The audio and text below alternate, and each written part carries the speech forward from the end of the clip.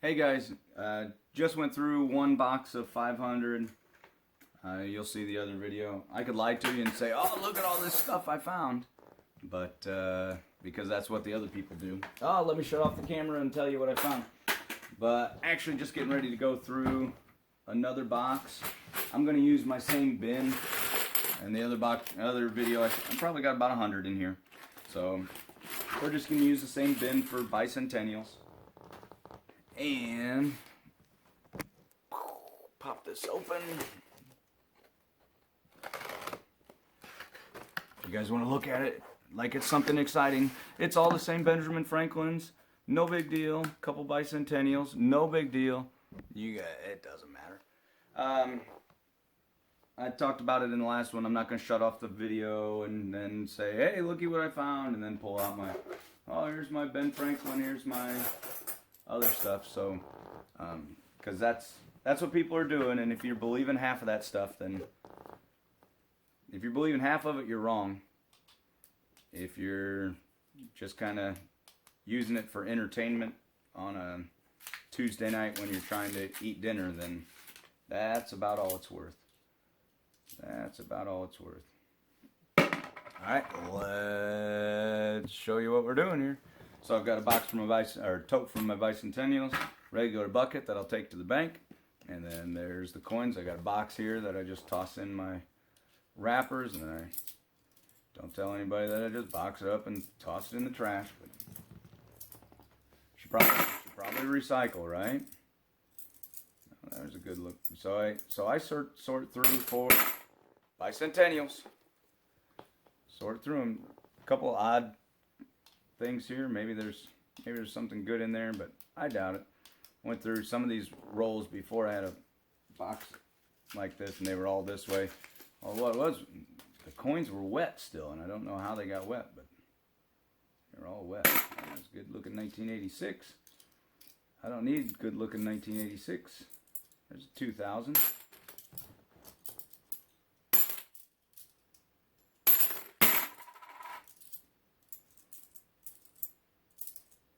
Are you going to get rich coin roll hunting? Yeah. If you watch those other videos online, they'll say yes. If you watch my videos, you're going to say no.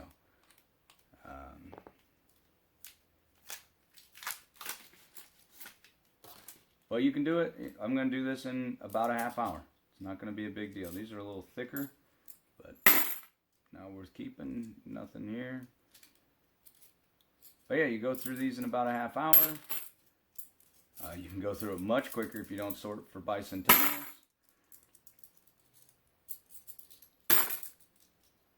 Shared in the last video, people are selling bicentennials about 15 extra cents a piece.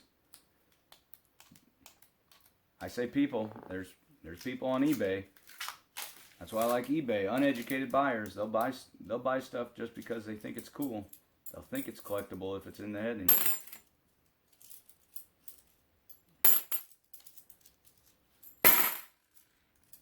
Mentioned in the last one I got scammed, and when I was posting about it, they said, oh, you need to stop using eBay and start using these other things. Well, the other websites, people know that a bicentennial is just a bicentennial. You sell it on eBay,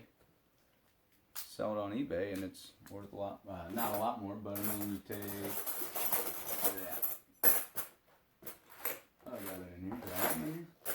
Yeah. So here's the larger, I say larger, you can't see it. There's the half dollar. There's the old dollars, Eisenhower's. People are paying $3-4 for those. Even when you're talking the bicentennials, they're paying even more. Well, they're not really that collector items. I mean, you can't get them at the bank, especially now, but if that was the case, I mean, you can't get my 1991 Michael Jordan card at anywhere either, but they're selling for $1 on eBay. So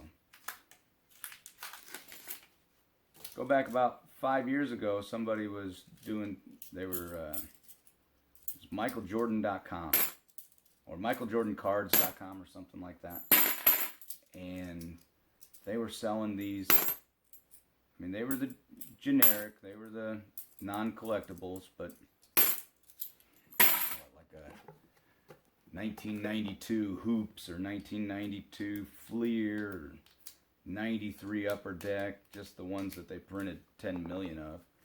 And they were selling those for like 50 cents or $1 a piece.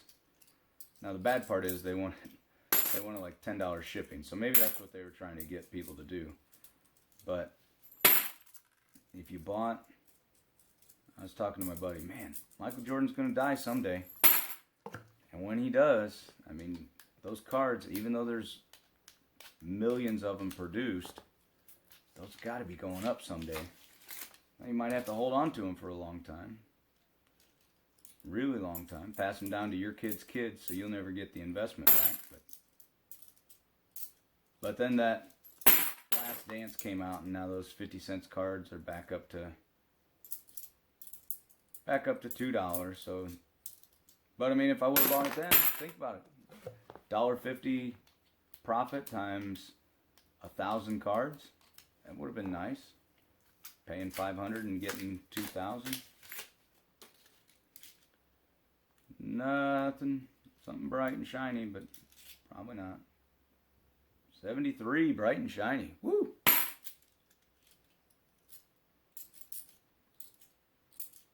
I don't know. If you got any ideas for side hustles, when you see what I'm doing, I'm going through these trying to make 5, 10, 15 cents per coin that I'm finding. But something that I can do on my downtime. Sometimes I get sick of coins, so, well, I guess with the shortage, I'm not going to be able to have coins anymore. How's there a shortage? Everybody still has the same amount of coins. Same amount of coins are out there around. I'm not worried about your conspiracy theory, and you're not worried about mine, but something's up more than just coin shortage, because there's not a coin shortage.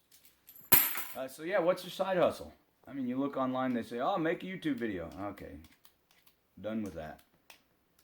I guess we're trying it here, but I'm not going to get rich. I need, what, thousands of videos, or thousands of watches and views and minutes watched and subscribers, and that's never going to happen off of a couple videos.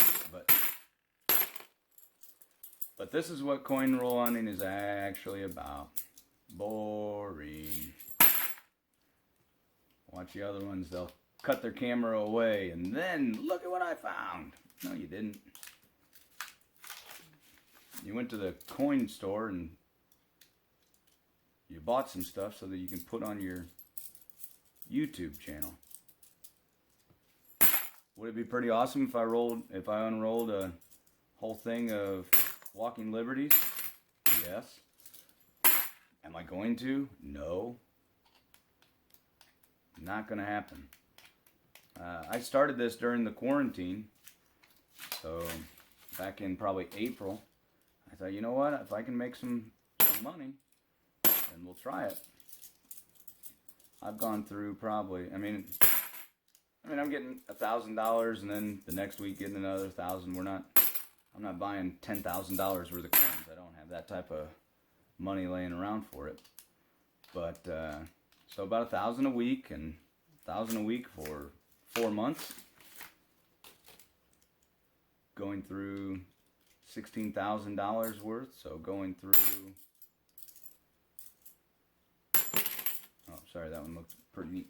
So, what do we say, 16,000, so going through 32 boxes, and I found maybe, what, 1963 through 1970, so, found a couple proofs, or non-intended for, proofs and non-intended for circulation. Proof means you look for a S. Some people like, proof? Oh, the one with the P? No. You look for an S. So, if it's really shiny, look for an S. Like you see me, I'm collecting the bicentennials. I'm not going to get rich on it, and I'm not even probably going to sell them. But, just something. An extra $10 here, an extra $10 here, maybe 20, maybe 30, more, maybe 40 a week. let's say 20 bucks a week. That's not bad. That's not bad. A couple meals. Go out to eat a couple more times. Take the family out. And I mean, this is not hard. Not hard work at all. So you pop one. I got just a regular little screwdriver. Pop 1, 2, 3. I flick it to where I get this part. I roll it over 1, 2. Yep, took me 3 that time. And you just roll it here, and then unwind it. Toss it into a box for trash. That's pretty shiny, but it's probably nothing. Hey, Bicentennial in great shape. Like I said in the last one, I post them as circulated, because there's some really dirty ones in there.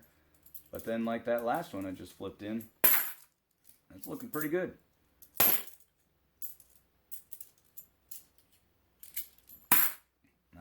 I found some that people say go get them graded. I'm not going to get them graded. I mean, I don't have anything old and collectible worth graded. I mean, I found, like I showed in the last video, I got some 2019s from sets. And yeah, those are pretty neat, but I don't know that it's worth paying the money to go get graded and shipping and this and that. Found a couple 2000s. Oh, we're a little low there. Finding a couple 2000s here. Not worth anything extra. It just gets my hopes up seeing a 20 on there, and then I look and another 0 on there.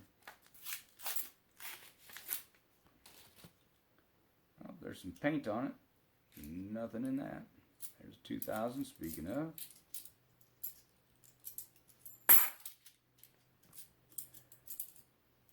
Yeah, usually I have TV going or something. But now I got the video. Oh, there's a shinier one. 2000 still. This is what your hands end up looking like. So I like to wear gloves. That's from peeling off the back part. That's pretty dirty. Pretty dirty on there. So I suggest wearing gloves. I didn't for the first long time. I guess if I wore black gloves, then it wouldn't look as dirty. But I get them at the Dollar Tree.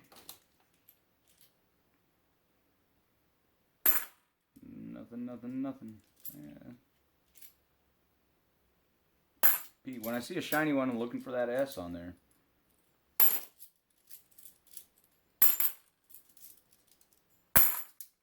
So I go through about half of them, toss them. So like, it looks different on there. Go through about half of them, toss them in the bucket, reposition, go through the other half.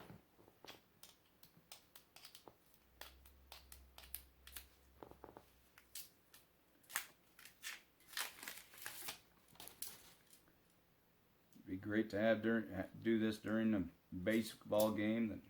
Baseball takes 2 minutes in between pitches.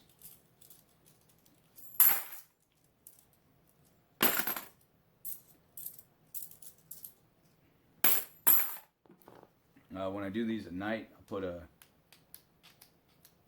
pillow or something down in the bottom of these so it's not as loud when it hits. Kids sleeping. No basement here, otherwise you can do it in the basement, do it in a different room, but I just do it in the living room. That's where we've got one TV, so somebody will comment, maybe you should get another TV. Yeah, okay, thanks.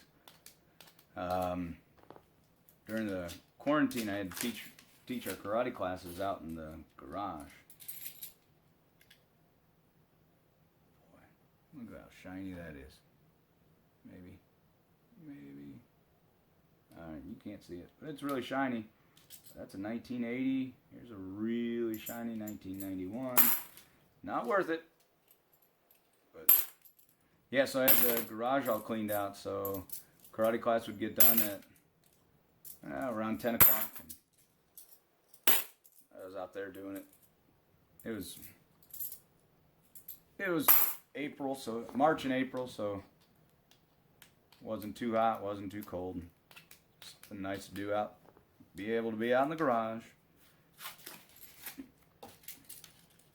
Wife and kids are already asleep. I'll just hang out there and go through some coins, try to make something.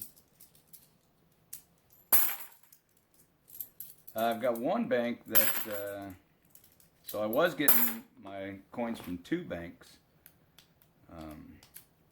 Now I'm down to just one. Well, I say now. I was down to just one before the shortage. But they,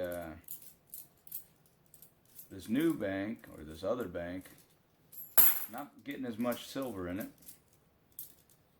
They get it from Brinks, where the other bank, I don't even know who the other bank was getting it from. It was a gray truck that the guys I saw them one day dropping stuff off. And those guys are not security guards at all. Those guys could not stop anything. And, hey, found something, 2003. And probably can't see it, doesn't matter. It's a 2003. Woohoo! So that's the highlight. La-di-da, right? La-di-da. Not even worth breaking the story for that. Yeah, so 2003, not intended for circulation after 2002.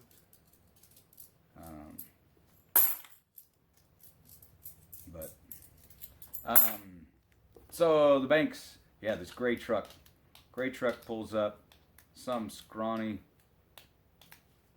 little, it was funny, like, and he got out of the driver's seat, so I wasn't sure, like, aren't you supposed to have the driver and the guy in the back, and then I don't know how it all works. I'm not into robbing bank trucks, but when I was getting them from them, I'd get like a box, maybe a couple boxes, and then they always had to special order it. I didn't just have boxes of these. So that was in April, and then in May I said, hey, I'd like to, maybe I can do a couple more, because it only takes me about a half hour to do these. And he said, well, unfortunately, Steve, we're going to have to start charging you. I said, what do you mean charging? He said, well, we have to pay a fee to get coins exchanged, so we're going to have to start charging you. Okay, well, I mean, what are we talking? And I thought it'd be like a little charge or something. $100 per order. And I said, if we're doing $100 per order, I need to somehow make $100, which means I need to do like 10,000, probably more than 10,000, but thousands and thousands and thousands of coins that I can't just go out and buy $50,000 worth of coins. So I had to find a new bank. So I got another bank. I had another bank account somewhere else, doing something different. And so I went to them and said, hey, if I get these, what's your guys' stipulations? Oh, no problem. Let us know by Monday, and we'll have it here on Friday. So that's what I do now. And when I found out when they mean Monday, they mean Monday morning at 8 a.m., not send them an email sometime on Monday. I mean Monday morning. Originally it was let me know by Wednesday, and then sometime during the quarantine I was sending a message, email on Tuesday, and she'd say, oh no, I already placed the order, but I need to know by Monday. So then I sent her an email the next week at Monday at 2 o'clock. Oh, I dropped it. And she said, oh no, I need to know by Monday morning. Okay, never mind. But no fee, no silver, so but that's just for me in my area. Brinks, they get it from the Brinks truck. The other company, the other bank, they said that the reason they had to charge was they said, well, we got to count it every time. we got to count it. We need 2 people to count it each time it comes in. So if I'd get, they wouldn't count the coins like this, but if I'd get maybe $1,000 worth of, well, say I'd get $5,000 worth of fives to sort through for star notes or special stuff on that, then he'd say, yeah, we had to count it and count it and count it. So they said they had to charge me. And I said, but if I bring coins back to you and use your little coin machine, then no big deal, right? Well, no, that's a service given to our customers. I said, okay. So, like, I just did a box right before this.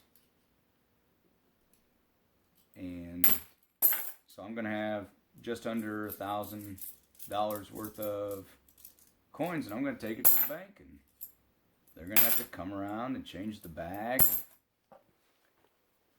The other day, I was trying to look at some $2 bills that I got, and that the bank got me brand new ones. I shared the story in the last one about selling some twos. Those were mint.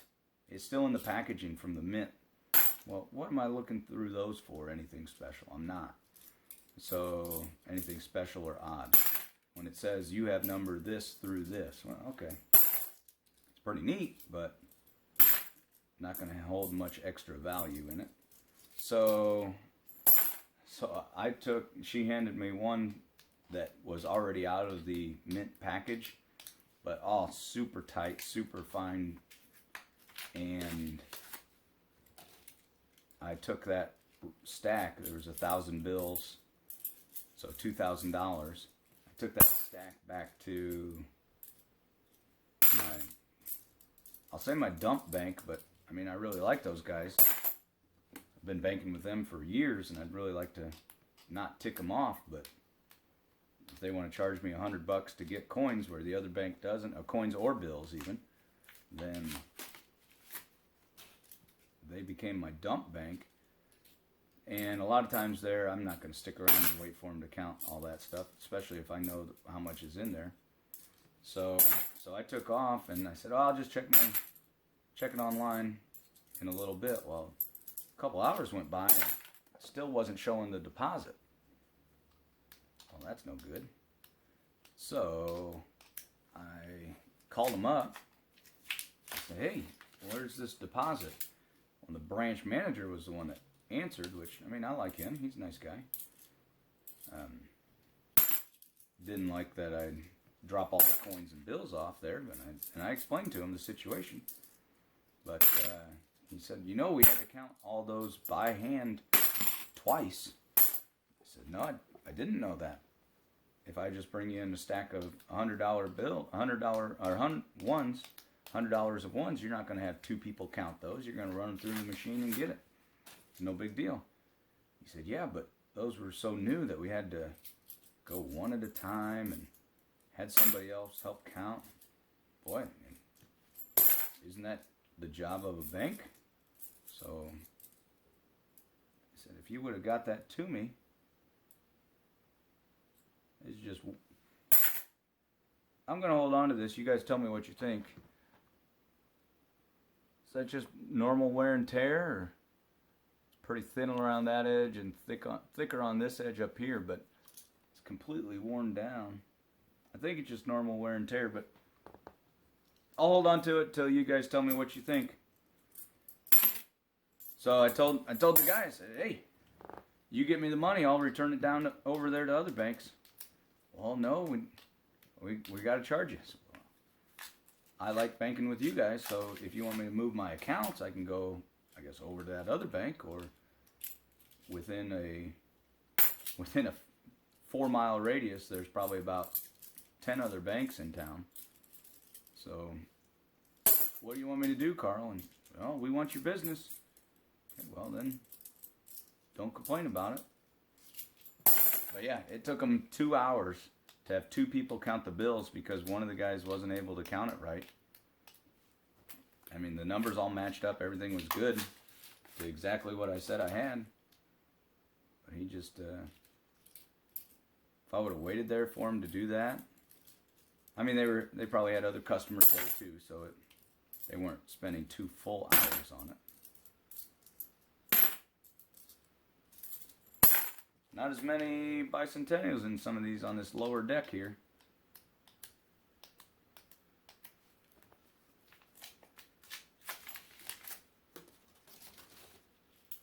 See, you can't see them, but there's just some really shiny ones in there that say, what's that?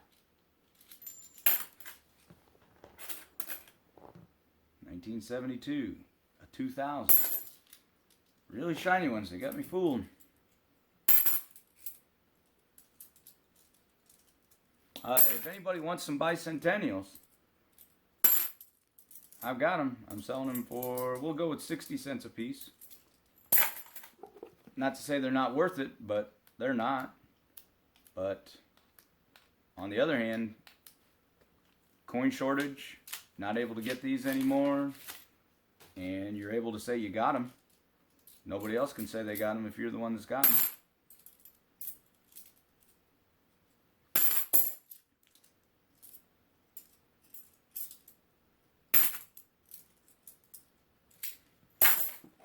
I haven't tried another bank yet. I got another account, a CD in another account, another bank, but I don't know. The bank I get these from, they screwed me over. They let somebody withdraw. There's another 1991. These are the ones I got. Just really shiny, looking good. Got a box of them out there, but nothing I can find saying they're worth anything. If you know anything about 1991s, anything special about 91, let me know. Yeah, this bank screwed me over.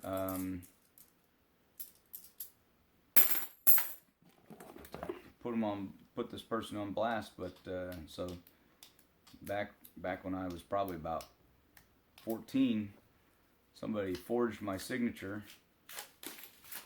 and withdrew $400 from my account, and we knew who it was. They had him on camera, and the only way I was able to get my money back was if I pressed charges, and my dad wouldn't let me press charges because shouldn't do that to that person. But somebody forged my signature, and that was this bank. So I was hoping to use this bank as the dump bank, but here they're stepping up and being really good to me. Now this is a different town. This is Columbia City versus North Webster. North Webster's the one that screwed me. What's that? 23 years ago. But Sweeney Todd, Demon Barber of Fleet Street. One of his slogans is "Never forgive and never forget." So I remember they screwed me. Wasn't happy about it, but they're helping me out now, so I appreciate it. Better than the bank where I had the car loan through and the mortgage through and the other car loan. I mean, we paid them off, but just had that stuff through. But they're really nice people over there.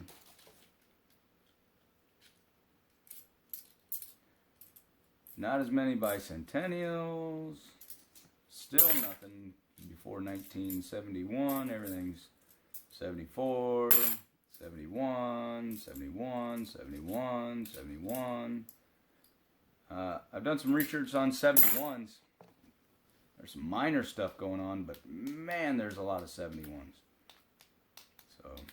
So I haven't started collecting 71s. It seems like a lot of hassle, especially for the probability of you having anything good being pretty low. 71, 94, 72, 71, 74, 79, 74, all this stuff. 96, 83. Worthless. Or, I guess 50 cents, 50 cents, 50 cents. But go. Got 2 more to go. No silver in $1,000 worth. However, you get those other people. Let me cut away for a minute. Look at everything I found. What a joke. And people believe it. I mean, look at their videos online. I mean, I've watched them. They're probably making another 5 cents every time I watch them. I just hope you guys realize that this is what real coin roll hunting is like. It's boring. It's dirty. It's really dirty.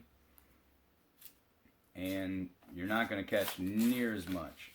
I was looking into one of those Rydales, because they can do, you can change it to match up with silvers for dimes. But you got to find a lot of silver, and I just thought to myself, you know what, I'll try halves for a while, see what I find, and if I find a lot, because on the forums online they say halves is where you're going to find anything if you're going to. I mean, you'll still find stuff in the others, but especially when you start. I did some dimes a while ago, and when you're going from $50 to dimes, oh my, you talk about fine print. Fine print. Check out these hands. Woo! And then there's on the knuckles. All right. So that's what coin roll hunting's really like. Didn't get near as many as last time. Remember, I combined the two, and oh, there's one on the ground. I missed my bucket. But so that's what it's really like. If you want to do it, do it. It's a chance. You might get something. You might not. But like this video, what, 30 some minutes? What else are you doing? If I sell some of these for 5 cents more, 10 cents more, made the money. All right, have a good one. Good luck out there.